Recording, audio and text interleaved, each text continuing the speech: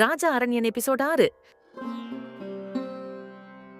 சிறையில் இருந்து விடுபட்ட அரண்யன் அன்று இரவே ஒற்றனை சந்தித்து சந்திரநல்லூரில் இருந்து 2 அமைச்சர்கள் நாளை இரவுக்குள் இங்கு வர வேண்டும் என்று ஏற்பாடுகள் செய்துவிட்டு இரவே இரட்டை மழையை நோக்கி அடுத்த ஊரான பூமி பந்தலுக்கு செல்கின்றான்.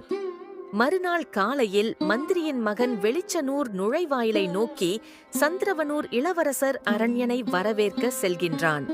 ஆனால் அவனுக்கு அங்கு ஏமாற்றமே மிஞ்சியது.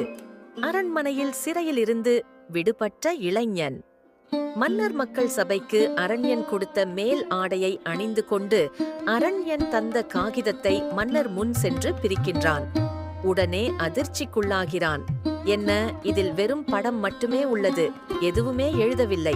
அந்த ஒற்றனை நம்பி வெறும் பட காகிதத்தை கொண்டு வந்ததற்கு மன்னரின் கோபத்துக்கு இன்று நான் ஆளாகப் போகிறோம் என்று முணுமுணுத்துக் கொண்டு முழு காகிதத்தையும் பிரிக்கின்றான். அதில் எழுதப்பட்டிருக்கின்றன: இது சந்திரநல்லூரின் போர் முத்திரை, அடையாள சின்னம். சிற்றரசர்களின் ஒப்பந்தத்தின்படி இந்த போர் முத்திரை மன்னரிடம் சென்றடையும் பொழுது மந்திரிகள் மற்றும் மந்திரி சபைகள் அனைத்தும் கலைக்கப்பட்டு பொறுப்பிலிருந்து விடுவிக்கப்படுகின்றனர்.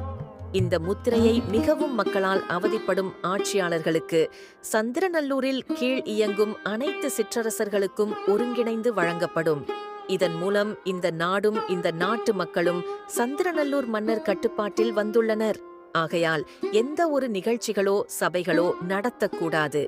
இந்த காகிதம் பெற்ற 3வது நாள் சந்திரநல்லூர் அரசாங்கத்திடம் தற்போது உள்ள மன்னர் வந்து விளக்கம் அளிக்க வேண்டும். இல்லையெனில் 5வது நாள் மன்னர் நாடு கடத்தப்படுவார். இந்த கடிதம் கொண்டு வரும் நபர் தற்காலிக பொறுப்பு வகிப்பார்.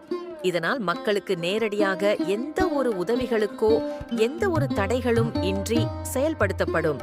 இது சந்திரநல்லூரிலிருந்து நேரடியாக அமைக்கப்பட்ட பொறுப்புகள் என்பதால் மக்கள் சார்ந்த நலத்திட்டங்களுக்கு மன்னரிடமோ மந்திரியிடமோ அனுமதி வாங்க அவசியமில்லை என்று இதன் மூலம் தெரிவிக்கப்படுகின்றது என்று படித்துவிட்டு கூறுகிறான். அப்போ நேத்து என்னிடம் சிறையில் அடைப்பட்டது சந்திரநூர் இளவரசர் அரணியனா என்று உடனே மந்திரிகளும் படை வீரர்களும் அவனுக்கு மரியாதை தெரிவிக்கின்றனர். சபை கலைக்கப்படுகின்றது.